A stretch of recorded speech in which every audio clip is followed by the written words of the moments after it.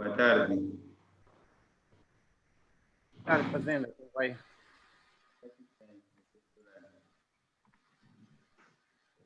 Boa tarde. Boa tarde. Boa tarde. Prazer em vos ver aqui.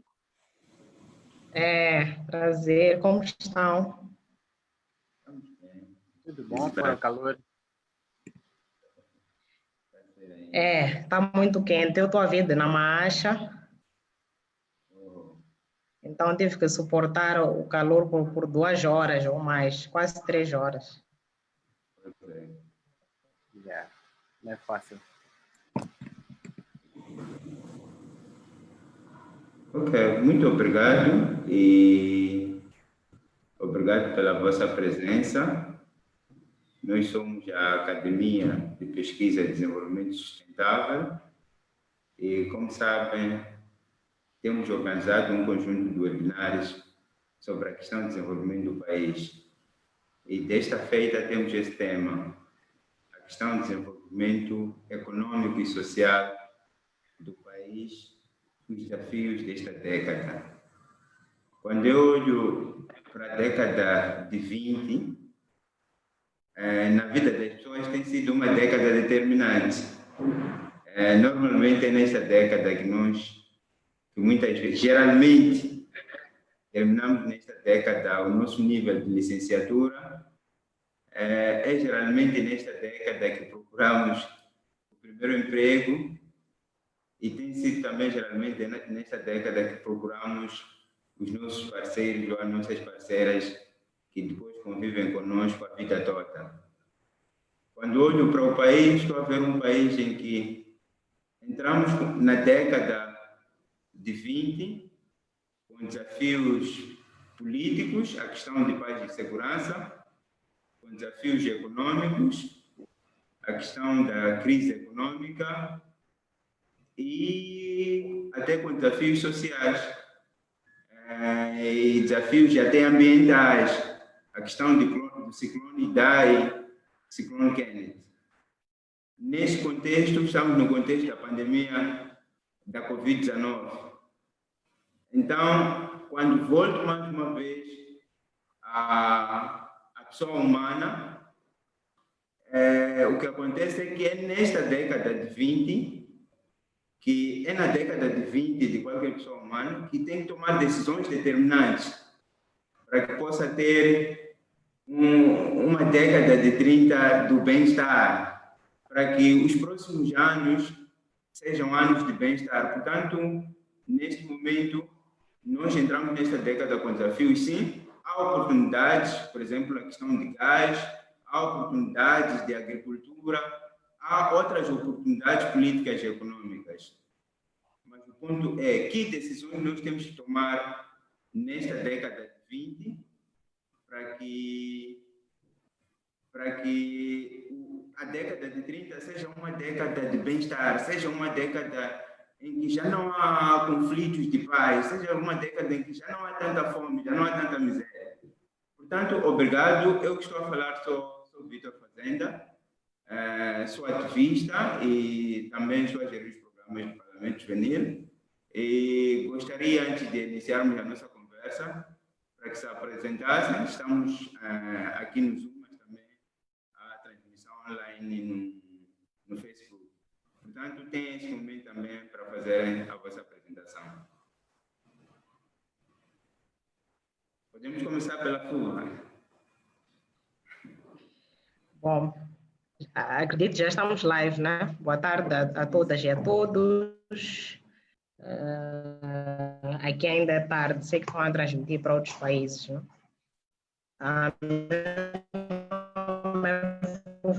Eu sou mãe, sou esposa, movimentos internacionais de mulheres, sou ativista social para os direitos da mulher e rapariga e trabalho na área de proteção à criança, educação e proteção à criança. Obrigado. Tomás?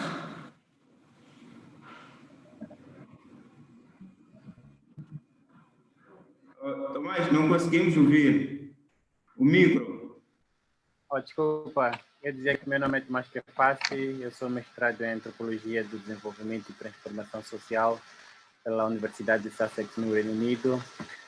Também fiz a minha licenciatura na Universidade Eduardo Mondlane em Sociologia. Agora estou a trabalhar como consultor independente e trabalho mais na área de pesquisa e indústria extrativa. Obrigado, Tomás. Para o início da nossa conversa, eu gostaria de saber de vós, tendo em conta o nosso contexto histórico e bem como o contexto também da Covid-19, o contexto também de paz e segurança em Moçambique, quais é que acham que devem ser as prioridades para que Moçambique possa criar um caminho de desenvolvimento nesta década de 20?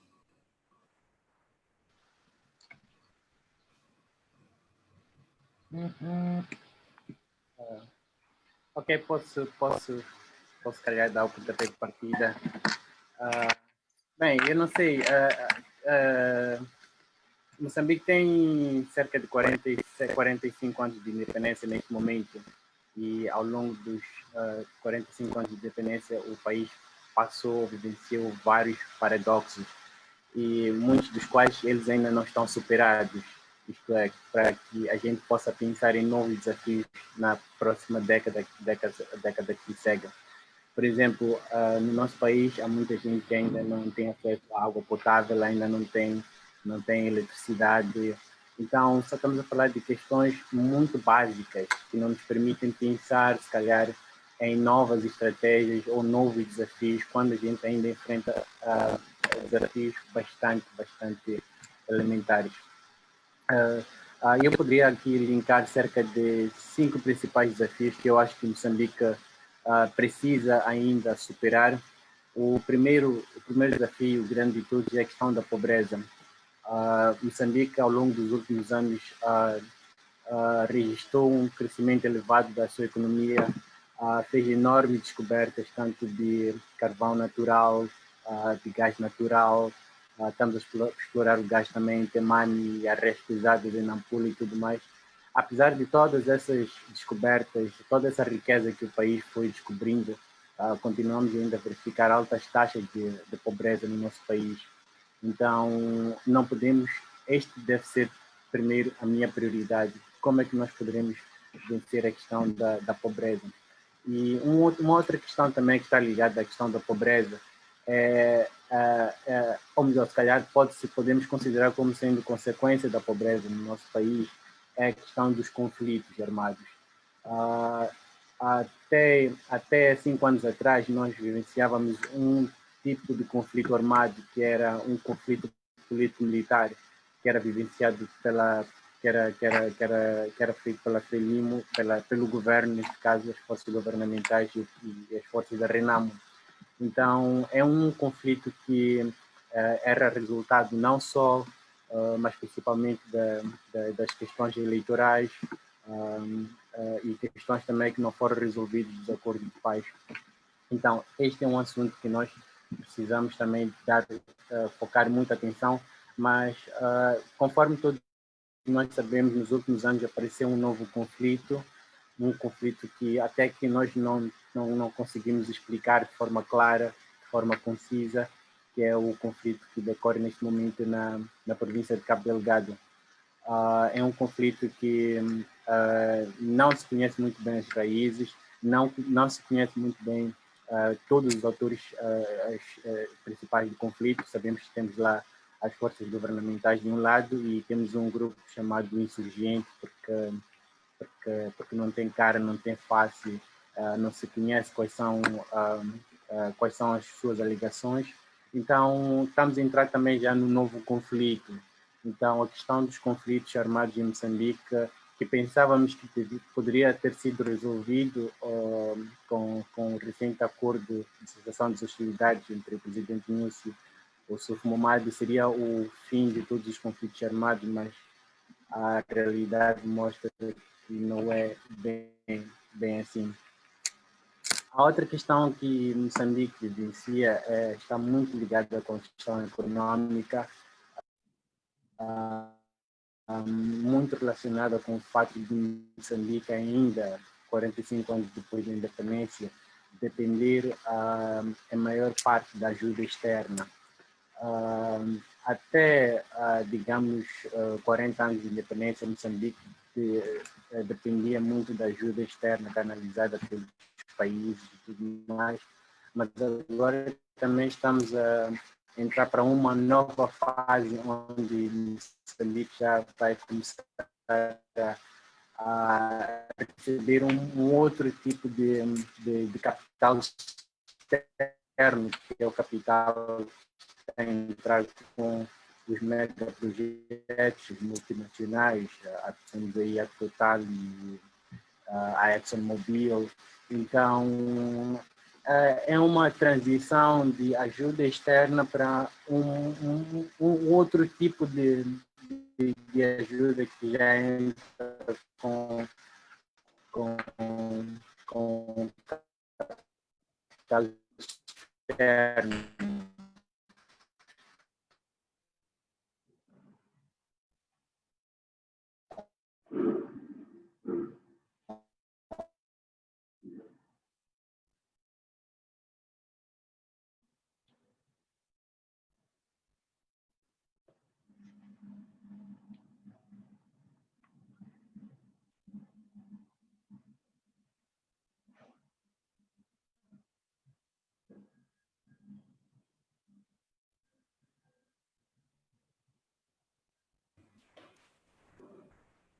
Obrigado, Tomás. Já não consigo lhe ouvir. Yeah. Mas ok, Fuva.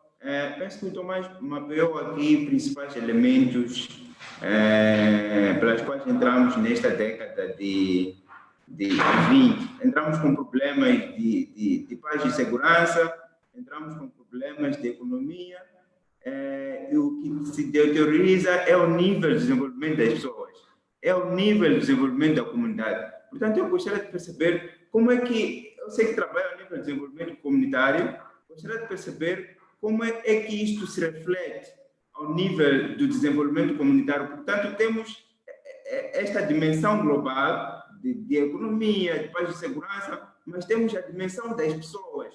Como é que isso se reflete no dia a dia das pessoas?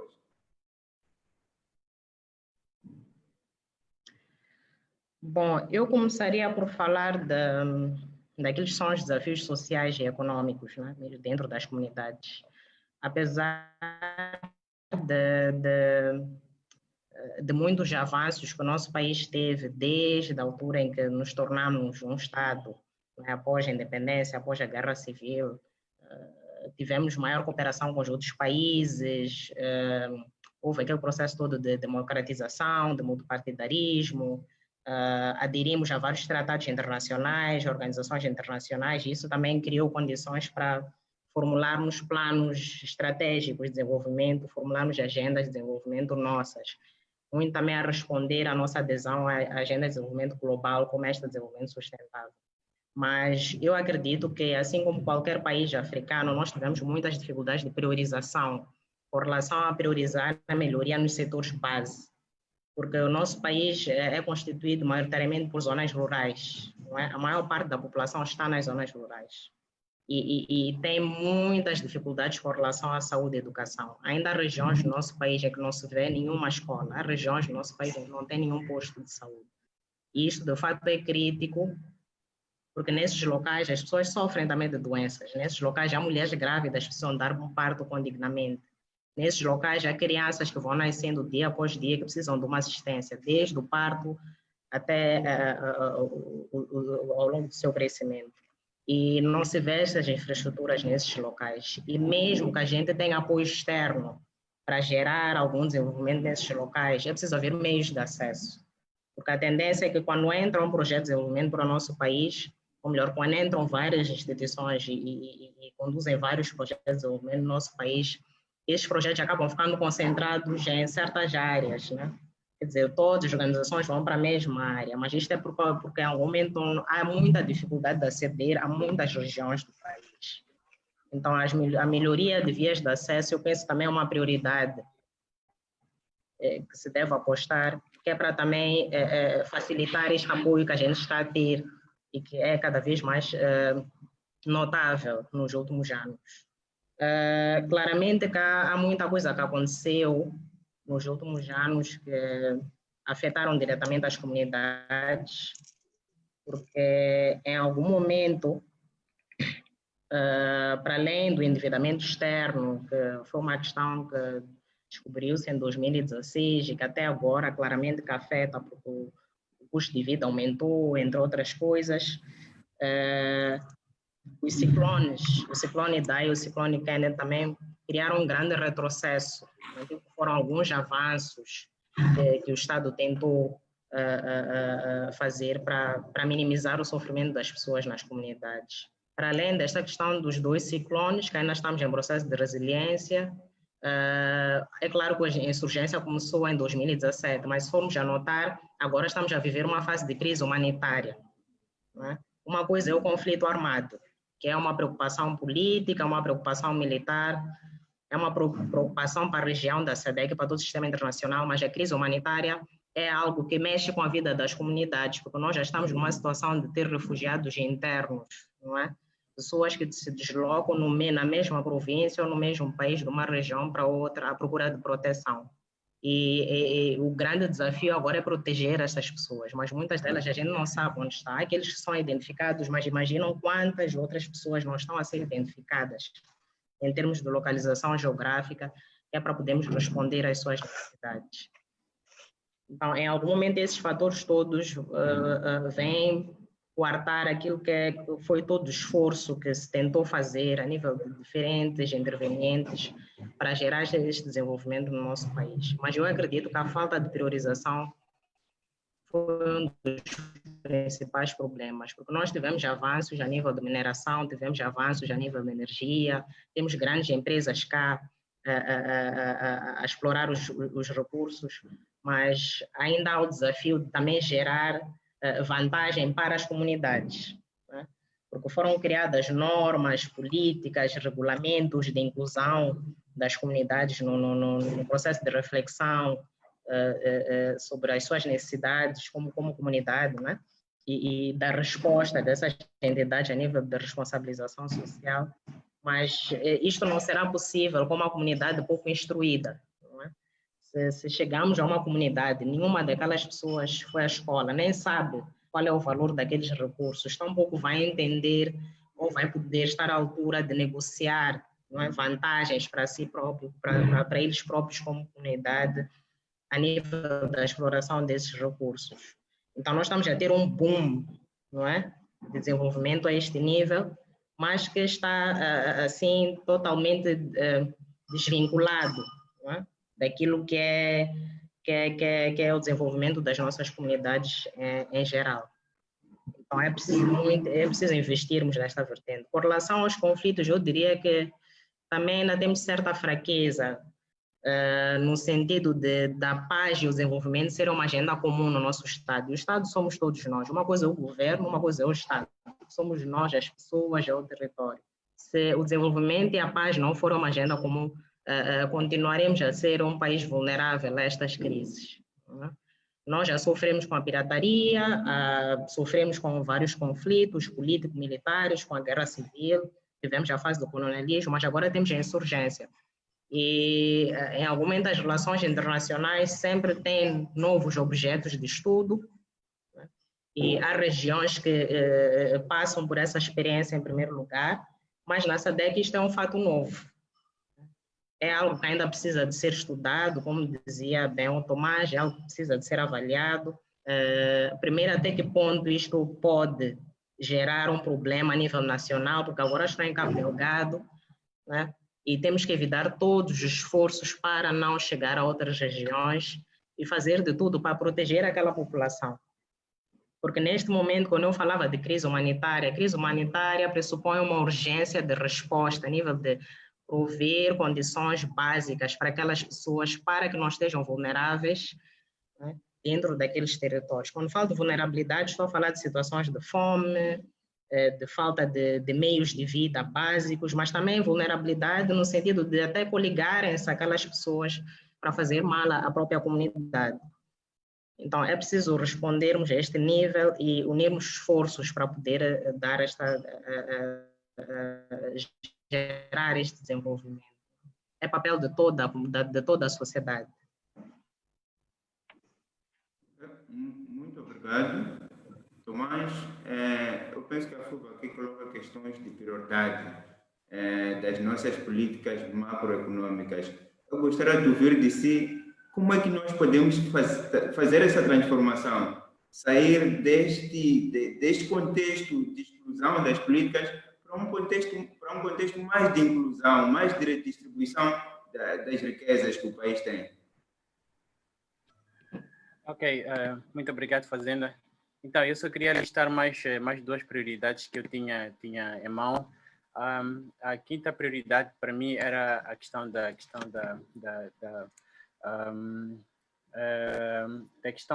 eleitoral em Moçambique. A nossa Constituição, que é de 1994, ela já pressupõe a desculpa, eu fiquei um tempo sem a ler livros em inglês, às vezes me esqueço dos termos em inglês.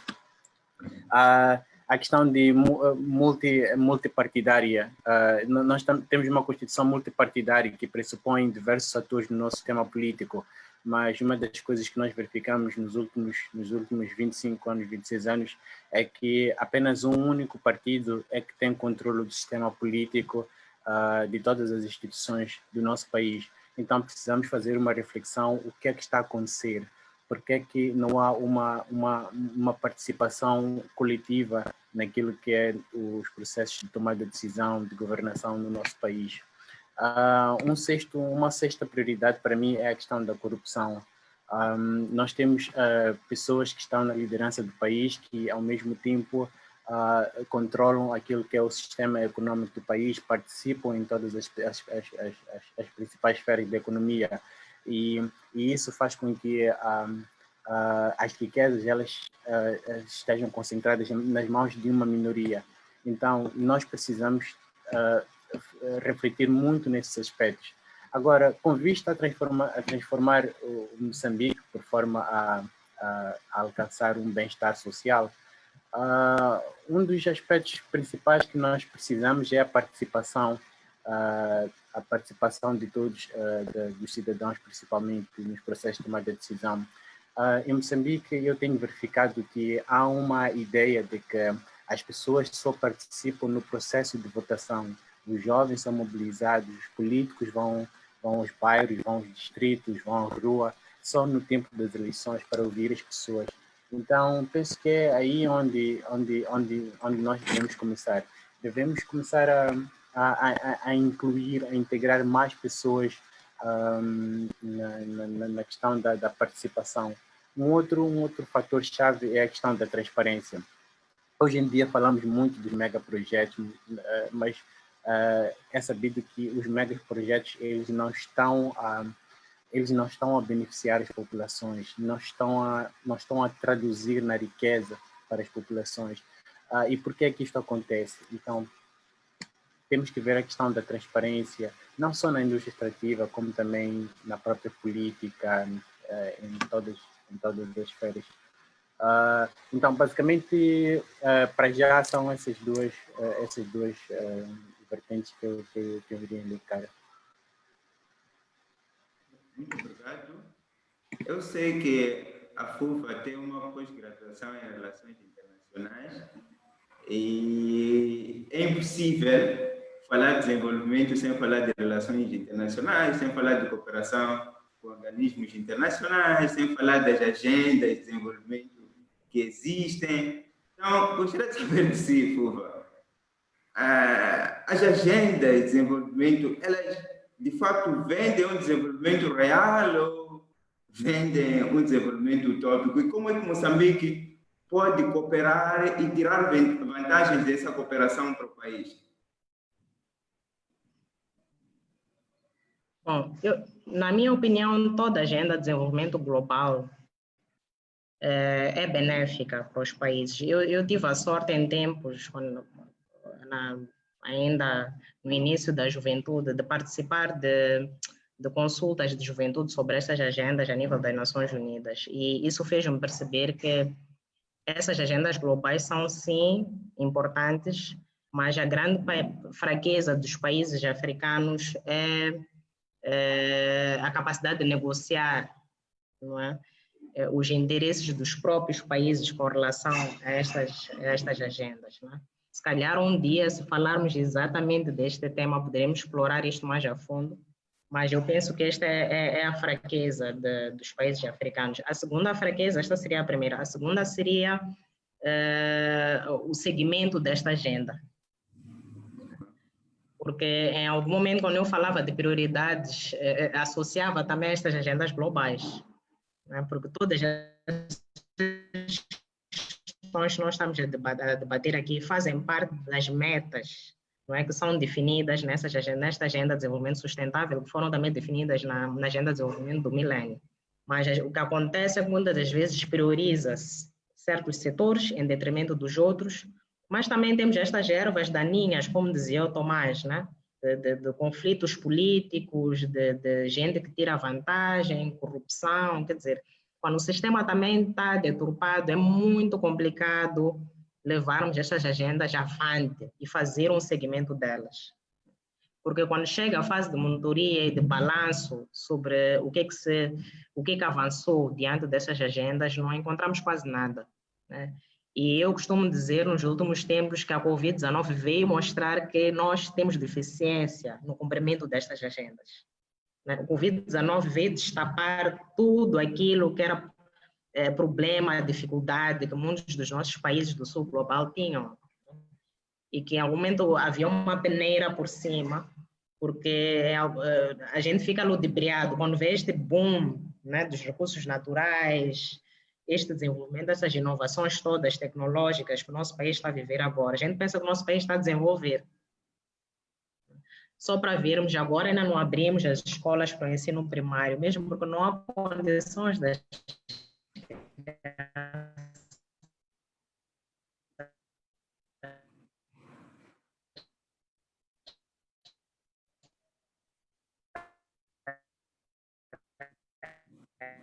não é só uma questão cognitiva das crianças, de não ser adultos, cumprir com as regras de prevenção. Não tem torneira para lavar as mãos, não há digna, não tem fontes de água nas proximidades. Quer dizer, são deficiências que já existiam, não começaram a existir agora com a pandemia, né? Mas que vai ser difícil de responder enquanto os outros países já estão a abrir as escolas, já estão a desenvolver em pleno. É claro que com alguma demora, porque tem que se ver qual é o impacto disto, de voltarmos de vivermos um novo normal, mas muitos países do sul global ainda terão que ficar algum tempo a gerar condições para podermos viver este novo normal, porque até agora não há condições. Mesmo essas aberturas que a gente está a ter agora, estamos a ter muito pela pressão que o mundo está a sofrer, porque senão as economias vão abaixo, estamos no mundo capitalista e os investidores em algum momento vão batendo a porta, porque precisam voltar, precisam de fazer cá o seu trabalho, tudo precisa de funcionar em pleno, as pessoas precisam de viver, precisam ter dignidade, mas não temos capacidade para responder a estas preocupações todas, não?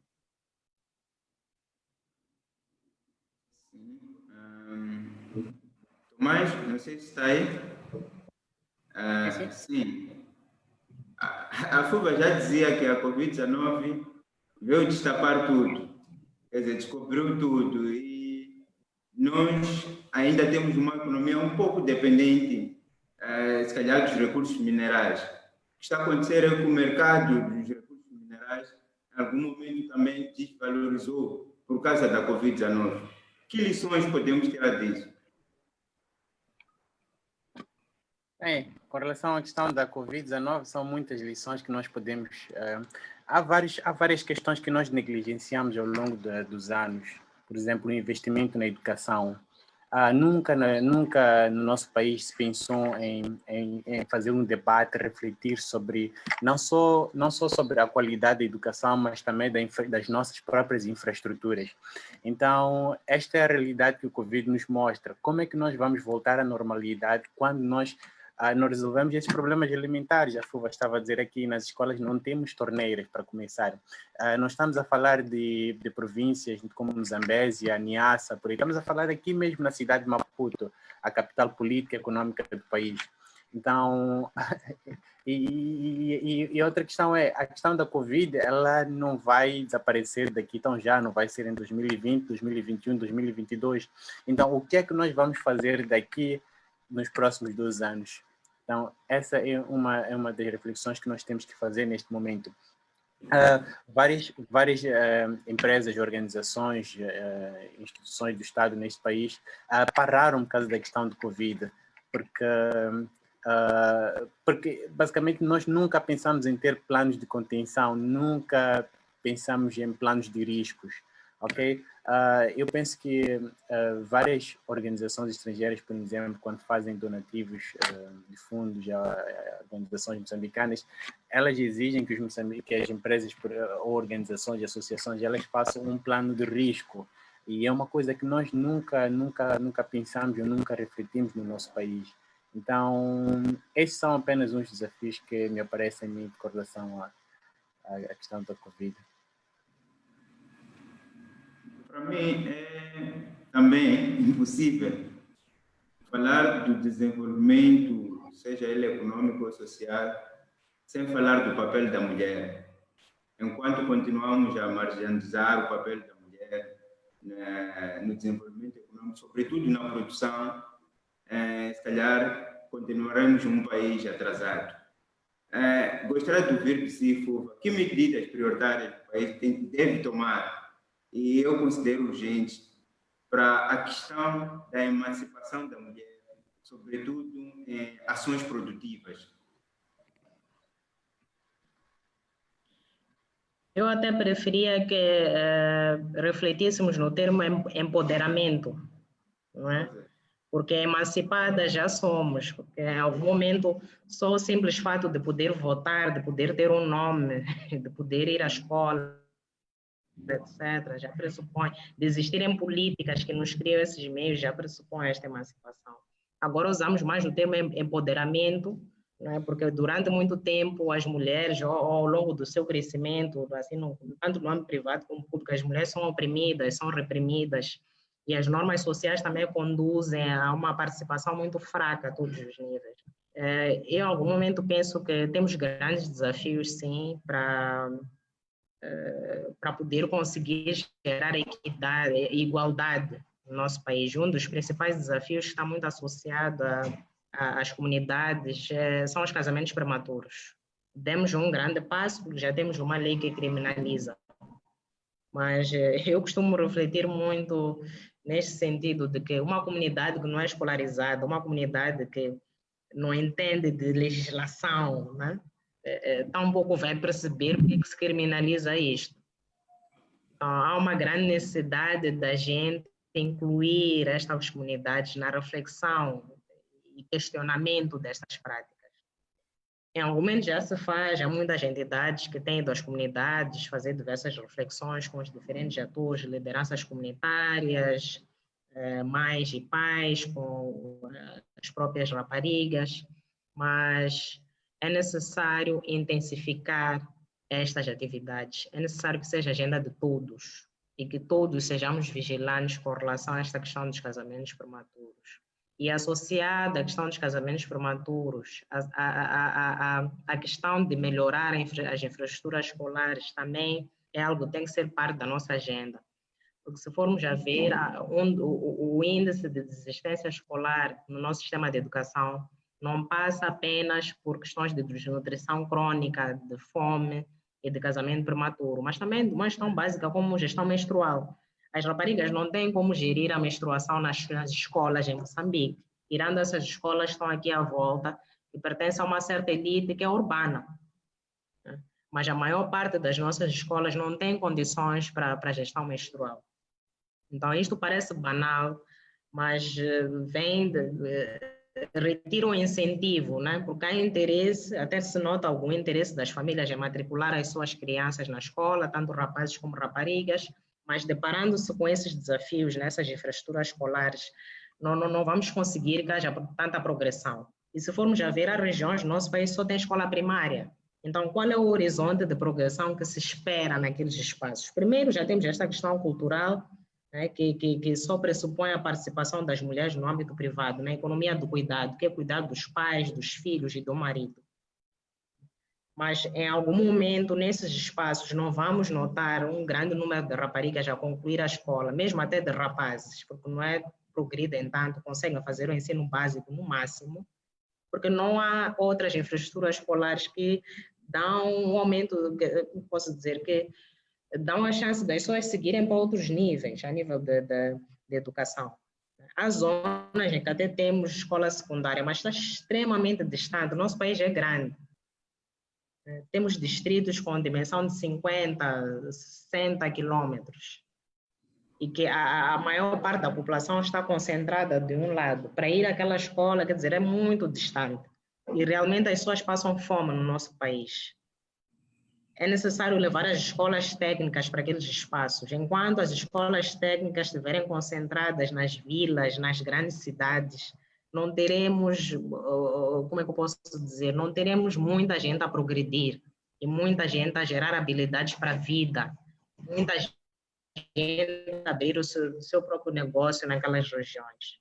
Porque as pessoas até têm atividades, muita gente vai à pesca, temos muitos agricultores, mas enquanto não tiverem apoio, no sentido de melhorar o sistema de regadio, ter acesso à água, que ainda é um grande problema, a água em muitas regiões do nosso país é salubre, as pessoas não têm água para regar.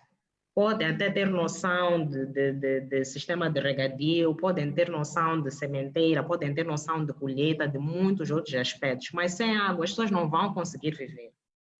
Então, criar meios de vida numa região é que vai gerar desenvolvimento. Enquanto não houver meios de vida, as pessoas não vão desenvolver. Será uma utopia pensar que o nosso país está desenvolvido. Como eu dizia no início, o nosso país é rural, a maior parte é rural. Nós estamos aqui na cidade, somos um grupo pequeno, a cidade é pequena. Se eu convidar-vos a dar uma volta a toda a cidade de Maputo, a gente vai gastar 2, 3 horas no máximo. Mas há distritos do nosso país que você a percorrer gasta 5 horas no único distrito. Então, isso tem que nos levar a uma reflexão de que a gente não é uma ilha, vivemos como uma comunidade inteira neste país e que precisa desses meios de vida. Nós sabemos que as cidades são os grandes centros econômicos, culturais, sociais e políticos. Sim, essa é a característica da cidade, mas temos que levar este desenvolvimento social, econômico, político, cultural para estas regiões. Só assim é que a gente vai poder dizer que o nosso país é desenvolvido. Eu acho que ainda não estamos desenvolvidos. Eu noto grandes debates sobre a mineração, não, o nosso país está a desenvolver. Eu acho que a gente tem que tomar um certo cuidado a dizer que o nosso país está a desenvolver só por causa destas agendas que estão a melhorar.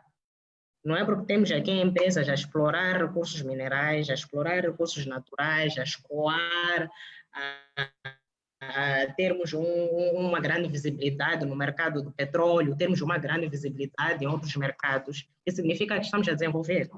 Há cidades em que temos províncias, em que temos cidades, pequenas cidades, onde estão onde temos estes projetos lá, mas que a cidade está cheia de buracos. Se calhar não é tanto culpa desses projetos, mas é nosso papel formar as pessoas, não só para saberem explorar o petróleo, porque já há cursos em algumas universidades que lecionam mestrados e licenciatura nestas vertentes de petróleo, de exploração, de mineração, que seja, mas é necessário ensinar as pessoas a negociar. Porque enquanto não houver técnicos capazes de negociar vantagens para o nosso país com relação a esses projetos, tampouco vamos conseguir que esses projetos benefícios para as nossas comunidades. Então, eu acho que isto é uma grande fraqueza que vai fazer com que apenas estejamos a desenvolver o mercado. O mercado internacional é que vai continuar a tirar benefícios dos nossos recursos. E Moçambique é um país com grande vantagem. Nós estamos no litoral. Todo o país do interior precisa do nosso país para ser profundas. Temos áreas portuárias com águas profundas. Nós temos energia, nós temos água em abundância, né? Mas precisamos de melhorar, é claro, o sistema de funcionamento, né? de infraestruturas que geram ou que nos dêem acesso a esses recursos, mas também precisamos de melhorar a nossa capacidade de negociar para gerar benefício. Não se justifica termos projetos cá e o chapa ainda custar caro para a sociedade. Há países em que têm esses projetos e que esses projetos subsidiam o transporte. As pessoas não pagam um custo de transporte muito elevado. Transporte é básico. Enquanto não conseguir sair da sua casa para ir para a escola, tirar os 7 meticais e meio, os 10 meticais para os seus 5 filhos irem à escola, não estamos a fazer nada. Enquanto custar caro para um jovem ir ao museu, enquanto custar caro para um jovem ir assistir a uma exposição cultural, enquanto, quer dizer, questões básicas, mesmo a nível urbano, ainda temos algumas fraquezas. Então, se calhar até precisamos de criar intercâmbios com outros países e perguntar como é que vocês fazem, quando estão diante desses projetos, como é que vocês fazem as vossas negociações, como é que vocês identificam as vossas necessidades como país. E não é bem verdade que a gente não conhece as necessidades. Por mais que nós estejamos a fazer estes debates, tanto o governo como nós, como Estado, somos todos nós o Estado, né? Não gosto muito de dizermos que o Estado é apenas o governo, somos todos nós. Enquanto todos nós não fizermos esta reflexão sobre as necessidades dos nós versus as soluções para a gente sanar essas necessidades, não vamos fazer nada. Então, gostava que refletíssemos por aí. Né? Obrigada.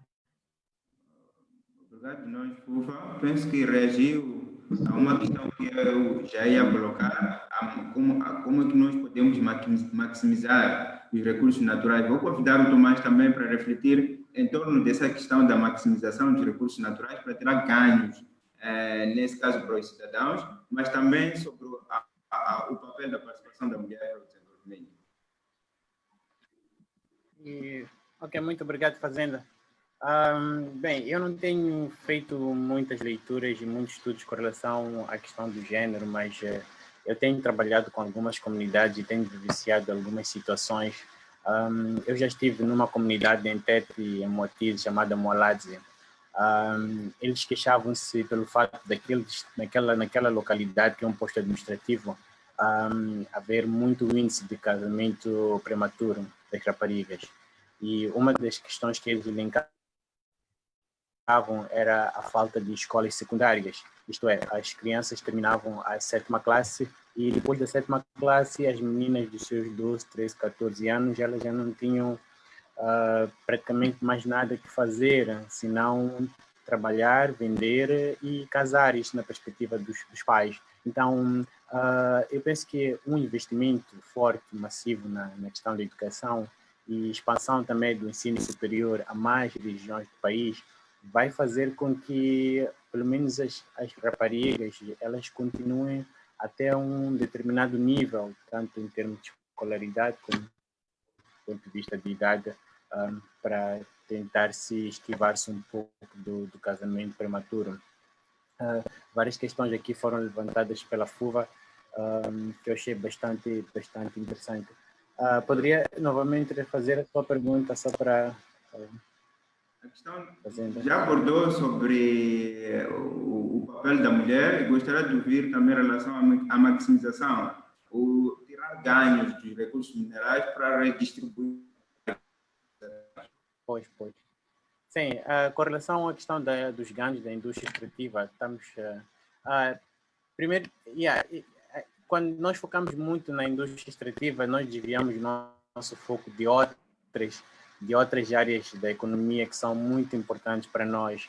A indústria extrativa, embora ela gere muitos dividendos para o nosso país, embora ela influencie a nossa taxa de crescimento econômico, ela não beneficia muita gente em termos de empregabilidade, em termos de renda. Então, é preciso sim que a indústria extrativa impacte positivamente na vida das pessoas, mas é preciso de tirar as pessoas da pobreza. Eu penso que o Fazenda já não está conosco. Okay. Não sei se consegue me ouvir. Eu consigo, acho Sim, que deve então, ter... eu dizia que... Pois. Mas acho então, que pode continuar. Live. Pois. Então, eu estava a dizer que nós temos uma tendência de centrar tudo na indústria extrativa, como se a indústria extrativa fosse resolver todos os nossos problemas. Então, há uma necessidade de tentar descentralizar a questão da indústria extrativa como uma fonte de riqueza e potencial fator de desenvolvimento no nosso país. Então, é preciso também começarmos a refletir que outras formas podemos fazer com que não só as mulheres, como a sociedade inteira possa vencer o problema da pobreza, possamos aumentar a questão dos empregos e por aí em diante. Uma questão muito importante que eu tinha notado aqui é a questão da nossa faixa etária em Moçambique ser dominada por jovens. Penso que cerca de 60% da nossa população ser inferior a 25 anos de idade. Isso significa que muitos jovens a cada ano entram para o mercado de emprego.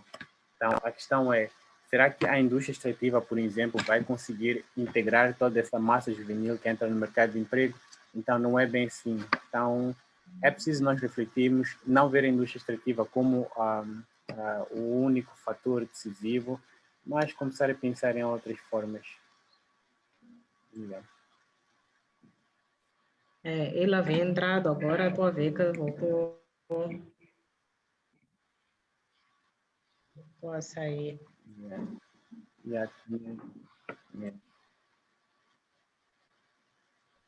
Eu não sei se estamos ainda a transmitir no Facebook, uma vez que o anfitrião não está cá.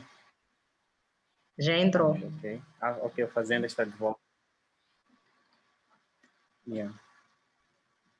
Já entrou, mas já está com dificuldades para... Deixa eu ver. Está com a câmera desligada. Então, eu penso que um dos papéis da indústria extrativa, no sentido de melhorar a vida das mulheres, seria talvez na questão da responsabilidade social. É verdade que a responsabilidade social, digamos, é uma iniciativa das próprias companhias, mas eu acho que as próprias empresas e companhias multinacionais, elas poderiam trabalhar nos seus programas no sentido de dar mais ênfase às questões relacionadas com o gênero. Penso que esse poderia ser um papel da própria indústria extrativa. Embora a própria indústria extrativa, ela não é uma indústria que vai influenciar a nossa agenda, não vai ditar qual é a nossa agenda, mas é uma coisa que elas poderiam fazer do ponto de vista voluntário. E até já fazem, né? Sim. Pois. Não, eu dizia que até fazem, mas como eu falava no início da minha última intervenção, o que a gente tem que melhorar mesmo é esta capacidade de negociar em que é preciso investir, onde é preciso investir, como devemos investir e fazer bem. Quando eu digo fazer bem é porque no início desta entrada de empresas de indústria extrativa em Moçambique, nós tivemos muito conflito entre essas empresas e a população, porque muita coisa relacionada à lei da terra e aos regulamentos do uso da terra por parte dessas indústrias e por parte da população não correu lá muito bem. Nós tivemos vários casos de manifestações em Tete, em que a população se insurgiu, mesmo por conta de ter havido promessas, né, de os colocar em regiões e que supostamente seriam regiões com meios de vida para essas populações poderem viver lá com alguma dignidade, mas não foi assim que aconteceu. Então, se calhar, deveríamos melhorar o sistema de monitoria dessa, como eu posso dizer, após esta efetivação desta responsabilidade social, melhoramos como sociedade, não só a sociedade, organizações da sociedade civil, mas também o governo, tentar monitorar até que ponto houve resultados, ou até que ponto foi eficaz o que se colocou naqueles espaços, né? E se estiverem a remover as pessoas de uma região para outra, até que ponto aquela região que oferecem tem meios de vida para as pessoas viverem, né? Porque uma coisa é criar os meios de vida antes da população ir para lá. Porque se calhar o que falhou sempre aqui foi a comunicação. Né? Dizer, ok, vamos tirá-los daqui para a área X, e a área X vai ter meios. Mas uma coisa é pôr os meios antes da população ir para lá, outra coisa é depois da população já estar lá. Porque às vezes a gente pensa que é só colocar infraestrutura escolar, colocar posto de saúde, mas não é só isso. O simples fato de ter fontes de água, o simples fato de ter um bom sistema de regadio, apoiar a população com sementes, apoiar a população, quer dizer, apoiar o Programa Nacional, porque nós temos um Programa Nacional de Nutrição, né? Argumenta uma abordagem multissetorial, né? Tem várias instituições nesta agenda da nutrição a nível nacional. Mas seria também bom que essas empresas entrassem nesta agenda, porque há muitas escolas que, mesmo com este Programa Nacional de Nutrição, continuam com muitas deficiências e que nem sequer acedem aos benefícios do programa. E a desnutrição crônica no nosso país é um problema muito grande, não só a desnutrição crônica, mas problemas de imunidade. Há muita criança no nosso país com bilharziose, com problema dos pés, com anemia crônica. São muitas doenças, mas essas doenças chegam, não é por ser apenas primeira infância, é porque essas crianças não têm imunidade suficiente, porque não se alimentam devidamente, não bebem água potável. Então é preciso identificar onde é que está, de facto, o nosso problema, porque muitas vezes pensamos que é a infraestrutura em si. Pensamos que é apenas infraestrutura. E iniciativas, por exemplo, de pesquisas, de Human-Centered Design, antes de começarmos com esta agenda de responsabilização social, de efetivar, implementar as atividades ou os projetos que se definem nessas empresas, em qualquer instituição, devem passar por uma fase de Human-Centered Design, onde vão para a comunidade, né? Chamamos de estudos centrados no humano. Aquelas pessoas, em suas próprias palavras, dizerem quais são as necessidades que têm, quais são os problemas que a comunidade enfrenta, o que eles já acham que é solução para eles. Aquelas pessoas é que têm que dizer. Ninguém mais que não esteja lá é capaz de dizer o que eles precisam. Porque muitas vezes não é mudar a escola de caniço para a escola de blocos. Às vezes eles têm lá uma grande associação de agricultores. Há muitas cooperativas agrícolas nas nossas comunidades. Podem não ser organizadas a nível de ter uma sede, ter papéis, etc., terem um escritório onde organizam as suas coisas, mas as pessoas agrupam, se organizam.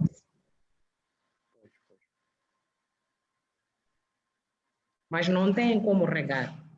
E são muitos hectares, não tem sementes, quer dizer, são muitas coisas. Então, apercebendo-se dos insights dentro da comunidade, com a própria comunidade, é que nós vamos ter projetos que gerem resultados. E precisamos de tornar-nos numa sociedade que trabalha para resultados, não só trabalhar para dizer fizemos. Porque este é um grande problema no nosso país, a todos os níveis. Todos fazemos para fazer. E o que acontece é que quando a gente vai fazer monitoria daquilo que fizemos, vimos que não beneficiou. Se a gente entrevista os beneficiários de qualquer projeto, a gente nota que a pessoa não sentiu um real benefício daquilo. Porque às vezes nem é aquele problema que ele queria que fosse solucionado a priori. Havia um outro problema antes. Nós temos esta agenda toda que eu dizia, casamentos prematuros, trabalho infantil, etc., violência doméstica, tudo isto as comunidades vivenciam, são problemas que sim aceitamos que temos que solucionar. Mas temos o problema da fome. Sem eliminarmos a fome nas nossas comunidades, vai ser muito difícil eliminar esses problemas correlacionados com casamento prematuro e outros. Porque há muita vulnerabilidade naquele meio. Estamos a dizer que sim, não se pode casar as raparigas, e realmente isso é aceitável, não se pode casar a rapariga, e tem que continuar a ser o nosso discurso nas comunidades. E muitas das vezes os pais até são cientes que não se pode casar as raparigas, sabem que esta rapariga é criança. Podem não ter muita noção por não terem ido à escola, mas sabem que são crianças. Mas as pessoas muitas vezes conduzem-se a tomar essas decisões, porque vêm-se sem meios de alimentar tantas crianças. Porque embora tenhamos programas de planeamento familiar no nosso país, a nível nacional, temos a estratégia de planeamento familiar, temos várias organizações a trabalhar com contracepção, com planeamento familiar, ainda temos muitas famílias com muitos filhos. A gravidez precoce ainda é um problema nas nossas comunidades. Então, temos gente a nascer, mas que não pode ser alimentada. Então, as pessoas procuram esses meios todos de sobrevivência, achando que são meios de sobrevivência, enquanto são questões que em algum momento criminalizamos, porque é quebrar um ciclo como poderia dizer, um ciclo de vida em que a pessoa devia beneficiar de direitos, mas não está a beneficiar de direitos, em que se retira a inocência daquela criança, que ainda precisa de crescer, precisa de brincar, precisa de estudar e precisa de escolher o que quer ser no futuro, precisa de vivenciar os seus sonhos. Então tocou em questões muito importantes. A questão da participação, por exemplo, é um dos grandes problemas que enfrentou, porque eu tenho verificado que no nosso país, quando nós falamos de participação, nós simplesmente estamos a falar basicamente de é como se fosse um requisito para alguma coisa. Por exemplo, quando nós estamos no âmbito da indústria extrativa, quando as empresas vão consultar as populações, elas vão consultar apenas como parte de um processo para a emissão da licença para a exploração de um determinado recurso. E normalmente aquelas promessas elas não são dadas o devido seguimento, não são monitoradas. E o governo também não atua como uma força com vista a implementar aquilo que são as promessas. E uma outra questão também muito importante é a questão da descentralização ao nível destes locais onde decorrem os processos da indústria extrativa. As populações, por exemplo, quando queixam-se da falta de um compromisso não efetivado por parte da empresa, elas vão ter com o governo distrital. O governo distrital diz que este assunto é da competência do governo provincial. O governo provincial diz que este assunto está sempre ligado com o governo central. Então, a questão da descentralização em Moçambique é uma coisa que tem se falado bastante, mas na prática a gente não consegue verificar essa questão. Então, nós temos muitas intenções, as nossas leis, elas têm boas intenções, são muitas boas intenções, mas na prática parece que não existe essa intenção por parte dos atores políticos. A África e o desenvolvimento têm um inimigo comum, que é o terrorismo. Assistimos o terrorismo na Nigéria e estamos a acompanhar aqui em Cabo Delgado. E não se sabe, de facto, o certo é que a característica desse tipo de conflitos, elas acontecem mais onde há recursos naturais, onde há exploração de recursos naturais. Como é que a África pode juntar esforços para combater este inimigo comum, sobretudo o inimigo do desenvolvimento dos países africanos?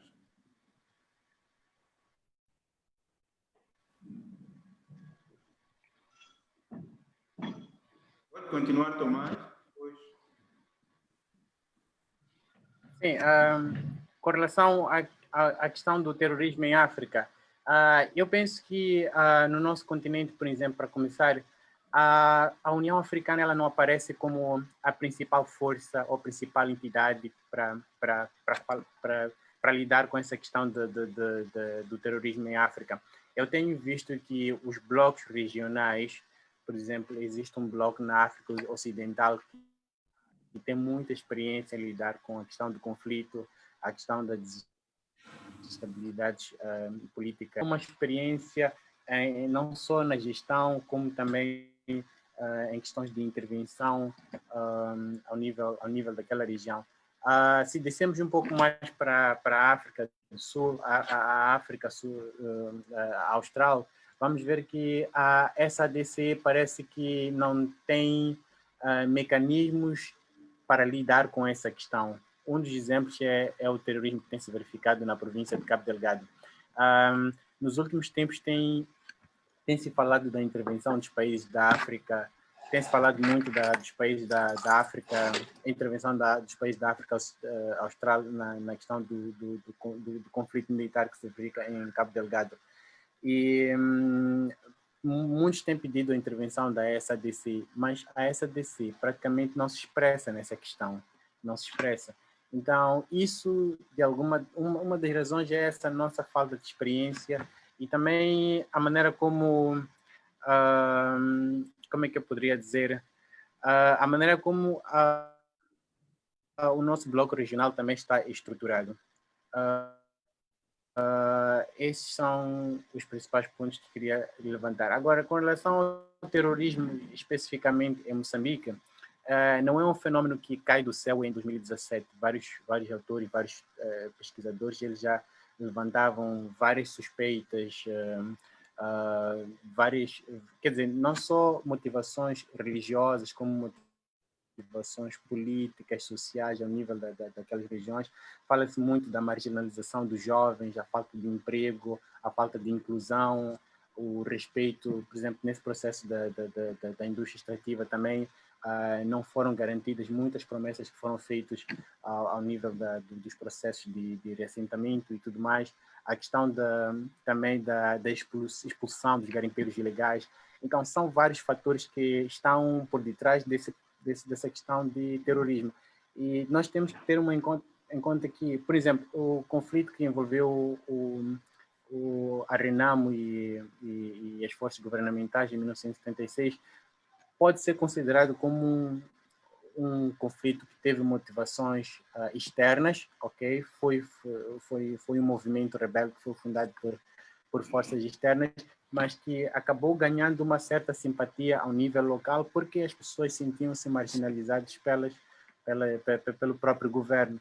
E em Cabo Delgado eu também consigo verificar algo do gênero, isto é, temos sim forças externas, temos o Estado Islâmico, que já reivindicou alguns ataques, temos forças externas que estão a atuar em Cabo Delgado, mas a questão é que essas forças externas, elas acabam encontrando também uma plataforma ao nível da província. Encontram jovens vulneráveis, jovens abandonados, marginalizados, que acabam juntando-se às fileiras desses grupos que atacam aquela região. Então, a questão do terrorismo é uma questão bastante complexa que requer muitas intervenções para além da intervenção militar. Obrigado, Tomás. Fuva? Bom, eu acho que a insurgência em si, né, porque o terrorismo é vasto, né, mas tem várias formas de atuação. No nosso país é insurgência. Tem grupos que ainda precisa identificar, e eu penso que ainda é um pouco prematuro denominar, né? Porque há uma tendência mesmo no seio da população a dizer não, é Al-Shabaab, ainda é um pouco prematuro. Porque podem ser vários grupos, assim como pode ser um grupo. E eu sei que já estão a decorrer estudos a nível acadêmico e a nível governamental para identificar estes indivíduos. Mas eu diria que as minhas grandes preocupações como pessoa, como profissional e como ativista é que, em primeiro lugar, a gente dê respostas à crise humanitária. Se a gente não der resposta, e é um apelo que eu faço a toda a sociedade, se a gente não der resposta a essa crise humanitária, o nosso país pode colapsar. Não é só a insurgência, não é só a atuação armada destas pessoas que a gente precisa identificar que pode fazer com que as coisas não ocorram bem no nosso país. Mas ter aquela gente vulnerável, ter centenas de pessoas, milhares de pessoas naquela condição extrema de vulnerabilidade, de miséria, vai fazer com que nós tenhamos problemas amanhã. E é papel de cada um de nós tentar gerar resposta. Através, eu sei que há várias iniciativas que estão a ser conduzidas por vários grupos, passa a repetição neste momento, mas é preciso haver mais grupos de pressão, é preciso haver mais grupos a subir para Cabo Delgado, a subir para Nampula, para todas as regiões onde a gente tem deslocados até Niassa e tentar minimizar o sofrimento daquelas pessoas. A minha segunda preocupação seria a cooperação, aquilo que o Tomás estava a dizer, é preciso o continente colaborar. Primeiro, para a gente identificar quais são estes grupos. Segundo, para a gente identificar que rotas estes grupos estão a usar. Porque se calhar estes grupos não estão a usar o caminho marítimo, não estão a usar a costa, não estão a usar o alto mar, como foi o caso da ISIS. Então, é necessário haver uma grande cooperação de todas estas regiões, né, para sabermos identificar o percurso deles, sabermos identificar a proveniência deles, sabermos identificar se calhar, se de alguma forma estão a fazer recrutamentos ao longo de outros países para depois vir atuar num certo espaço. Como costumamos dizer, e tem sido uma repetição de discurso, sabemos identificar qual é a real intenção. Porque muitos recursos estão em Cabo Delgado, não são recursos que a pessoa vai levar na pasta e vai embora. É preciso um processo para extrair.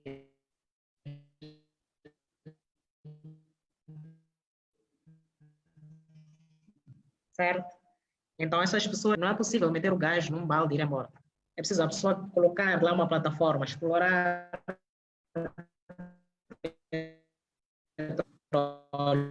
São recursos que é preciso extrair.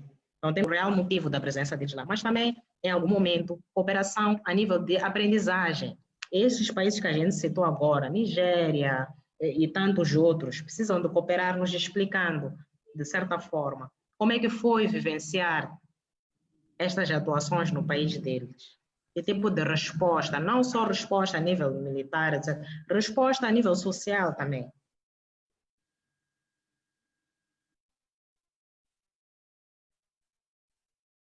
Nós já temos cá instituições do âmbito humanitário, temos cá organizações como organizações a nível da crise humanitária, mas é necessário também conversarmos entre governos para perceber como é que os outros países conseguiram. Se bem que não está resolvido, mesmo na Nigéria não está tão resolvida a questão do Boko Haram, mas como é que conseguiram conter, não é?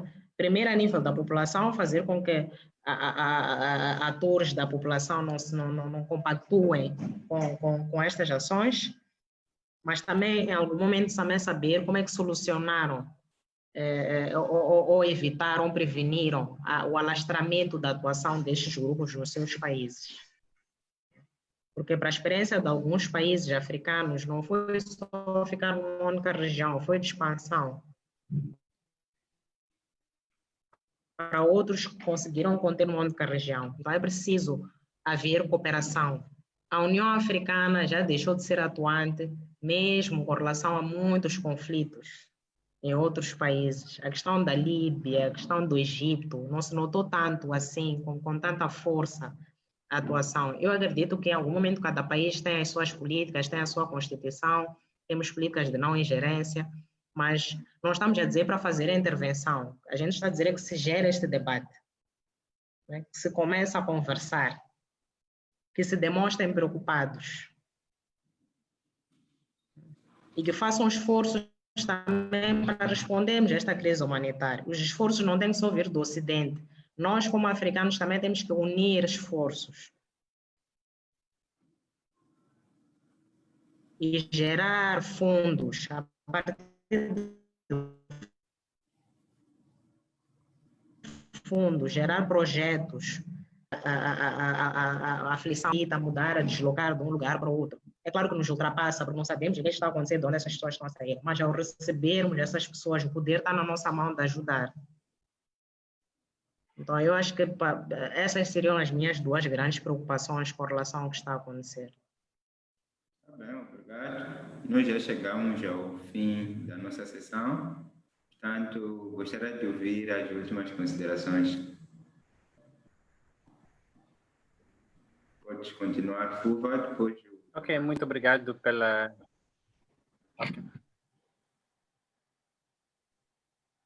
Não, pode. Ok. Não, simplesmente queria agradecer por essa iniciativa, por criar esse espaço de debate e reflexão de ideias. O nosso país ainda tem muitos desafios e requer, basicamente, a participação de todos nós. E também é uma das questões muito importantes, nós precisamos de um governo muito aberto a novas ideias. Nós temos tido um governo que tem adotado uma abordagem muito paternalista, no sentido de que eles têm a perspectiva de que conhecem os nossos problemas e conhecem soluções para os nossos problemas. Então, é preciso também aprender a ouvir e também ser transparente, ser participativo, Penso que esses são alguns aspectos muito importantes mesmo para que a gente possa alcançar um desenvolvimento sustentável para todos nós.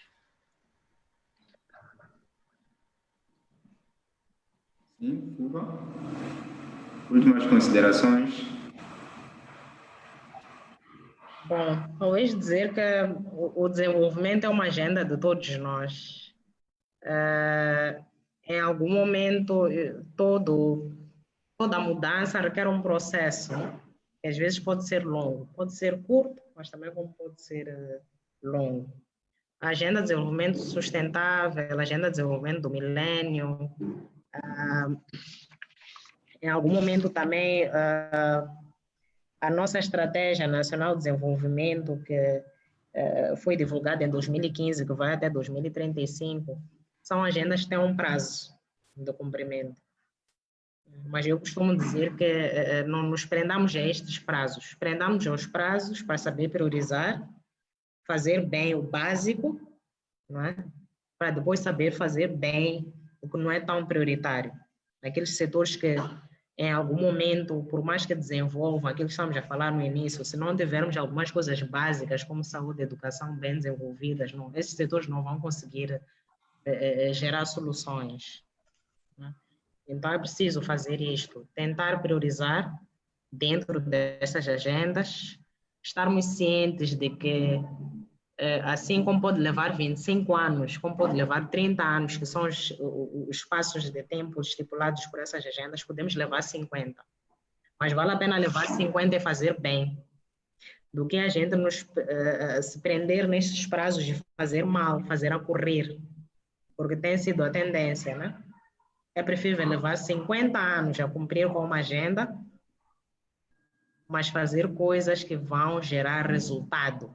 Que amanhã a gente vai olhar para os nossos países, vamos falar da África, é claro que todo o sul global tem as mesmas características, mas olhando para o nosso continente, precisamos de saber priorizar nessas agendas. Em algum momento, se a gente chega a 2035, se a gente chega a 2040, seja qual for o prazo do cumprimento destas agendas, e conseguimos fazer bem a educação, conseguimos fazer bem a saúde, conseguimos fazer bem o meio ambiente, mas não conseguimos fazer bem, por exemplo, cooperação, etc., que esteja nessas agendas como metas, não vai ser assim um problema tão grave. Ainda vamos ter tempo para fazer mais. E sempre se define uma terceira agenda. Nós já estamos a 2 em termos da agenda global, claramente vamos ter uma terceira. E quando eu digo fazer bem, é realmente fazer coisas que vão gerar resultado, que vão impactar, que vão ter algum, como é que eu posso dizer, vamos notar algum benefício na vida das pessoas. E eu dizia que o nosso Moçambique, o nosso país, desculpa, é constituído maioritariamente por zonas rurais. Diria a África também. Então, temos a maior parte da nossa população concentrada em zonas rurais. Eu costumo andar em muitos distritos do nosso país. E às vezes dá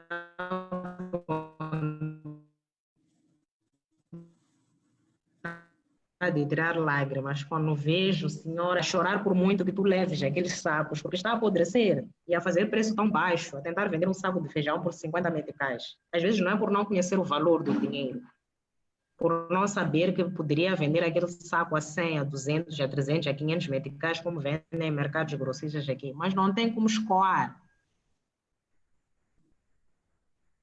Então, se a gente quer avançar nesses setores todos, agrícolas, temos que identificar onde está o problema. As pessoas produzem aqui no nosso país. Não é verdade que as pessoas não produzem. Para muita gente que está aqui nas cidades, não sai um pouco para fora. É muito fácil apenas falar, sem conhecimento de causa, e dizer que aqui no nosso país não se produz, é por isso que comemos coisas da África do Sul.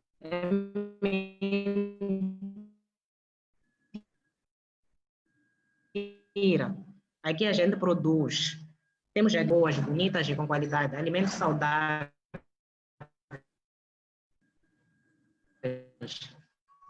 muitas vezes até orgânicos, sem trabalhar com semente melhorada.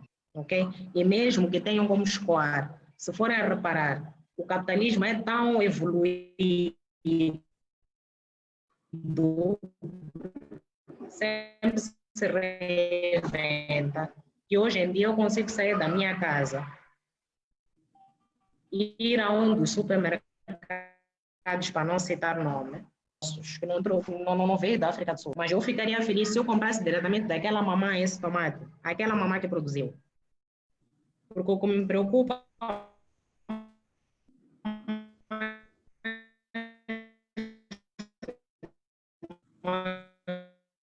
é que este produto também está barato naquele supermercado, no agricultor. Então, essas são fraquezas do nosso mercado que a gente precisa de melhorar.